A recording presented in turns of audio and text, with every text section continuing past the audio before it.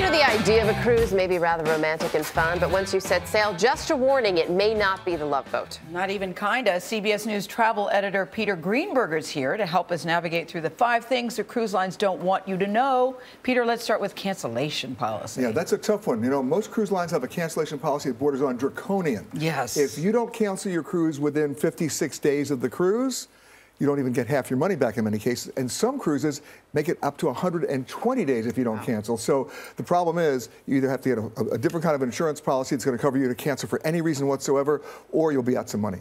Okay, so get a really hefty insurance policy Yes. on that. When you also say the port of calls are not guaranteed, that's a big surprise to me. Forget the brochure in this situation. Going from point A to point B may not be what it's cracked up to be.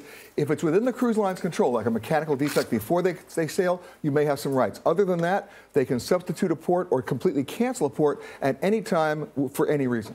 What if you get sick? Yeah. Well, remember the Love Boat? Remember Doc? Yes. He ain't free. And the problem is even going to get an aspirin on a cruise ship can set you back a lot of money. So remember this. Doctors on cruise ships is not a floating ICU. They're only there to basically stabilize you until you can get off the ship. And your insurance? Your insurance doesn't necessarily cover you at all. So you need medical evacuation and repatriation insurance to get you off that ship. You're not going to be on a floating hospital, nor do you want to pay for one. And insurance doesn't cover you, why? Because you're outside the continental United States. Okay. And inclusive. Is it really worth it? I've always heard mixed things about Well, that. anytime you see the word inclusive and it's followed by an asterisk, you run. Okay. And in a situation like this, a lot of cruise lines are selling these all-you-can-drink packages for like $49.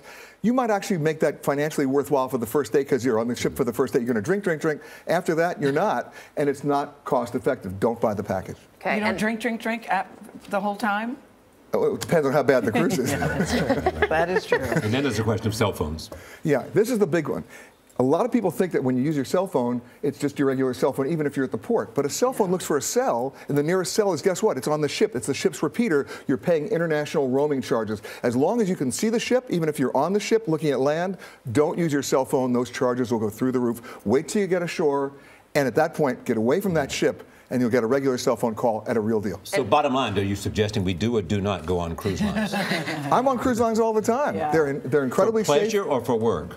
I'm always working, Charlie. Yeah, for pleasure. Pleasure's I'm always working. They got to do something with the cancellation, though. A friend of mine, Patty, her dad died before the cruise, and even when they tell you that, they refuse to give the money back. My philosophy is, in 20 seconds, you heard about the norovirus? Yes. I'm convinced that that's really because of the cancellation policies, because people are actually boarding the ship already sick because they don't want to lose their money. Yeah. Peter, thank you so much.